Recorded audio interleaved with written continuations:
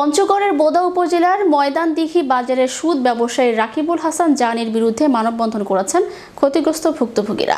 বৃহস্পতিবার দুপুরে এ মানববন্ধন অনুষ্ঠিত হয়। এ সময় বক্তারা বলেন, সাবেক মন্ত্রী নুরুল ইসলাম সুজন পঞ্চগড় জজ কোর্টের পিপি আমিনুর রহমানের দাপটে নিয়মনীতি তোয়াক্কা না করে সুদের টাকা আদায়, টাকা দেওয়ার পর চেক ও স্টাম্প ফেরত না দিয়ে মামলার ভয় দেখিয়ে জমি রেজিস্ট্রি করে নেওয়া, তার কথা না শুনলে মামলা করে জেল খাটানো ও বিভিন্ন ধরনের হুমকির প্রতিবাদে এ মানববন্ধন অনুষ্ঠিত হয়। প্রভাবশালীদের ছত্রছায়ায় সুদের ব্যবসা করে আঙ্গুল ফুলে কলা গাছ হয়েছে জানি।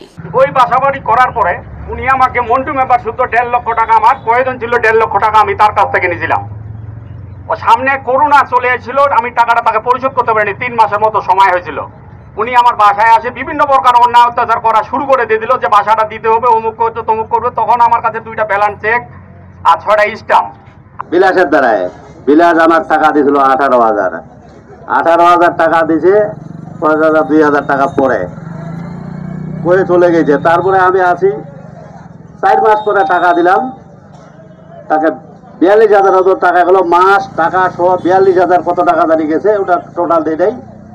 তারপরে আমার চেক স্টাম্প দেয়নি, এখন পর্যন্ত তার কাছে চেক স্টাম্প আছে, আর বলে টাকা আমার কাছে পাচ্ছে।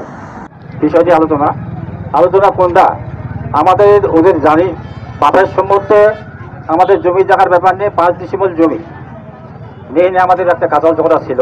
কাঁচাল ঝগড়া কিছুই নাই, ওর বাপ 5 ডিসিবল জমি আমাদেরকে এসটি করে দিয়েছিল।